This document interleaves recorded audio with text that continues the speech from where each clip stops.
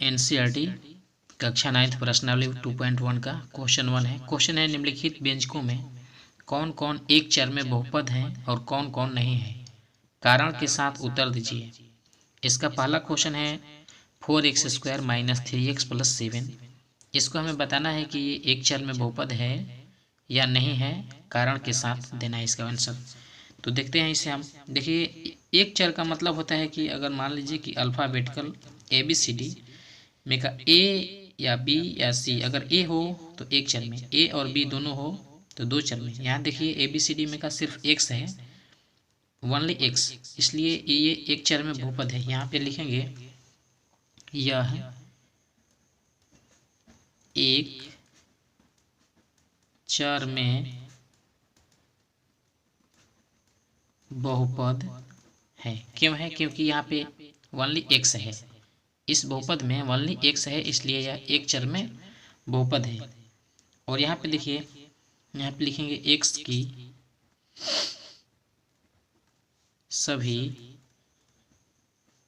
की सभी घात, यानी कि पावर, एक्स की सभी घात लिखिए या पावर लिखिए, पावर पूर्ण संख्या है। पावर क्या है? पूर्ण संख्या है। यहाँ पे देखिए पावर 2 है तो पूर्ण संख्या 1 है, पूर्ण संख्या 0, तो इसलिए एक चर में यह बहुपद है। आगे देखते हैं इसका दूसरा क्वेश्चन। दूसरा क्वेश्चन है हमारा y² + √2। ठीक है, यहाँ देखिए इसे हम लिखेंगे, ये भी मतलब इसमें क्या है, ओनली y है, तो y है तो ये एक चर में बहुपद है। x है, x अगर y दोनों रहता तो ये दो चर हो जाता। यहाँ पे देखिए अगर x डाल दिया जाए तो y और x दो हो जाएंगे, तो ये दो चर हो जाएगा, इसलिए ओनली इसमें y है तो ये एक चर है। तो इसे लिखेंगे कि मतलब कि ये बहुपद है कि नहीं, तो इसे लिखेंगे यह एक चर में बहुपद है। यह एक चर में बहुपद है, ठीक है, क्योंकि यहाँ y की घात जो है, जो भी है, मतलब कि 2 है। y की घात क्या है? पूर्ण संख्या है, पूर्ण संख्या है, इसलिए यह एक चर में बहुपद है। नेक्स्ट देखते हैं इसका 3 नंबर क्वेश्चन। 3 नंबर क्वेश्चन है 3√t और प्लस में t√2। ठीक है, यहाँ पे देखिए,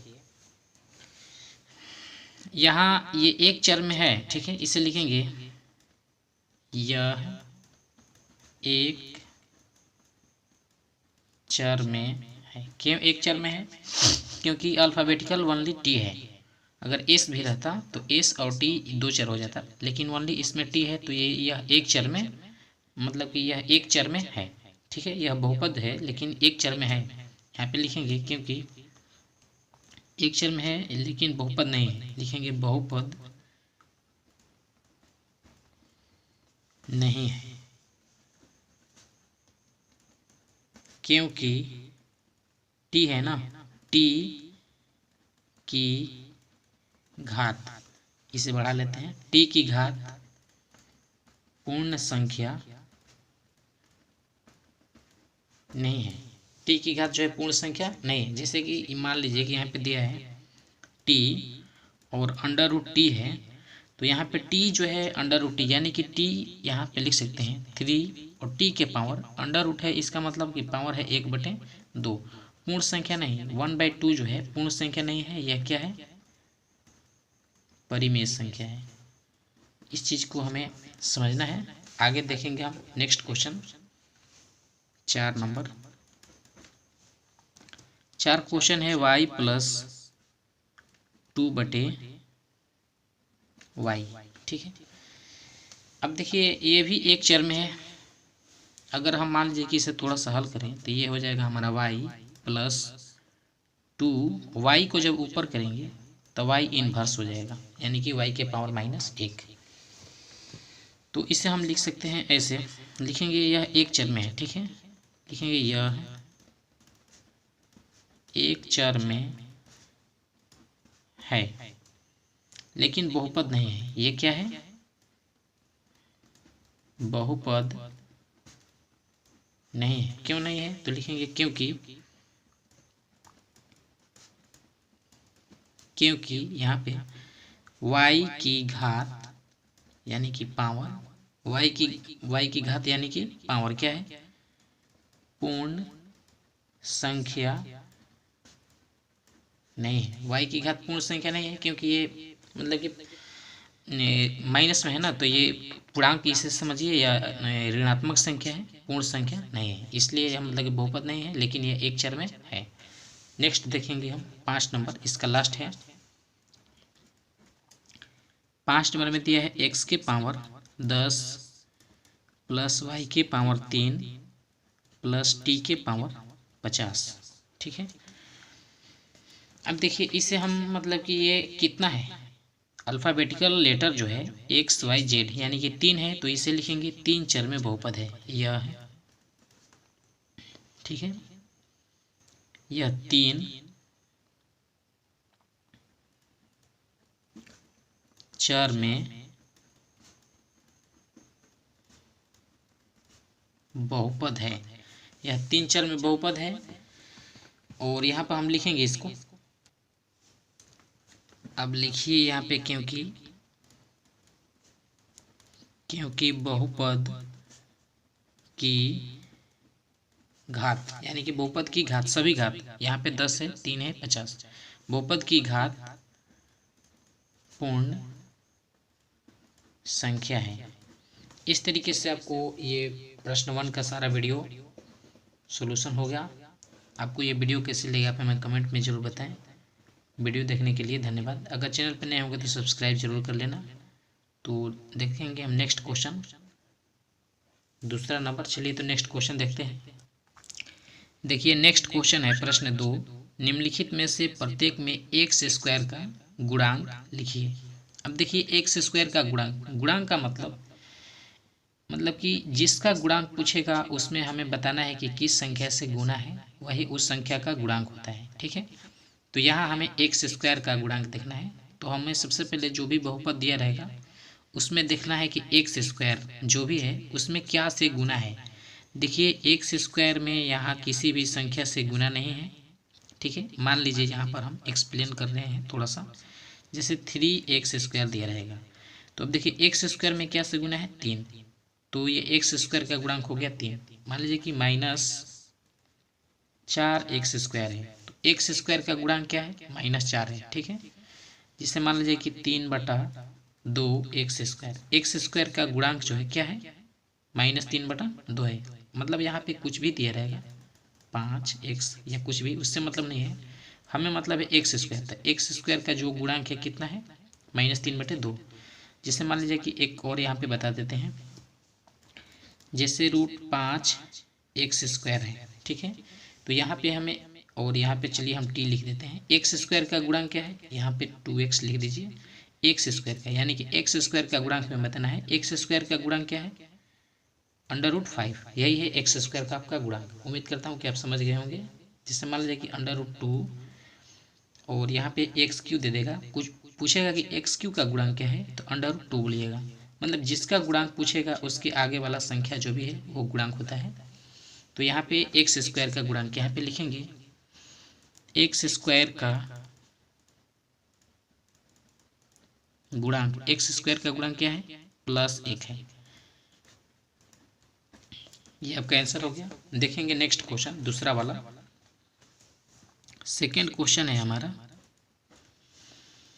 सेकेंड क्वेश्चन है 2 - x स्क्वायर + x³। ठीक है, हमें इसमें बताना है एक्स स्क्वायर का गुणांक। तो यहाँ पे देखिए एक्स स्क्वायर के आगे कोई भी संख्या नहीं है, माइनस है, तो यहाँ पे लिखेंगे -1। एक्स स्क्वायर का गुणांक, एक्स स्क्वायर में क्या से गुना है? -1, तो यहाँ पे लिखेंगे एक्स स्क्वायर का गुणांक -1 है। ठीक है, नेक्स्ट क्वेश्चन देखते हैं 3 नंबर। 3 नंबर क्वेश्चन है π/2 एक्स स्क्वायर + x। यहाँ देखिए हमें एक्स स्क्वायर का गुणांक बताना है, तो एक्स स्क्वायर के सामने क्या है? π/2 है, तो यहाँ पे लिखेंगे एक्स स्क्वायर का गुणांक क्या है, पाई/2 है। यही आपका आंसर हो गया। एक्स स्क्वायर का गुणांक क्या है, पाई/2 है। नेक्स्ट क्वेश्चन देखेंगे इसका 4 नंबर दिया है √2x-1। देखिए इसमें एक्स स्क्वायर पहले देखना है, एक्स स्क्वायर है इसमें नहीं है, तो नहीं है तो इसका मतलब कि है ही नहीं, तो 0। तो यहाँ पे लिख सकते हैं एक्स स्क्वायर का गुणांक क्या है, 0 है। एक्स स्क्वायर का गुणांक जो है इसमें 0 है। चलिए क्यों नहीं है, तो यहाँ पे आप मतलब कि लिख सकते हैं कि एक्स स्क्वायर वाला पद नहीं है, यहाँ पे लिख दीजिए, क्योंकि एक्स स्क्वायर का कोई पद इस बहुपद में क्या है, नहीं है। तो हम नेक्स्ट क्वेश्चन, अब मतलब कि ये खत्म हो गया आपका, इसमें 4 ही क्वेश्चन था। तो नेक्स्ट क्वेश्चन देखते हैं 3 नंबर क्वेश्चन को। देखिए नेक्स्ट क्वेश्चन हमारा 3 नंबर है। 3 नंबर क्वेश्चन कह रहा है कि 35 घात के द्विपद का और 100 घात के एक पदी का एक एक उदाहरण दीजिए। मतलब हमें एक ही उदाहरण देना है, 35 घात के द्विपद और 100 घात के एक पदी।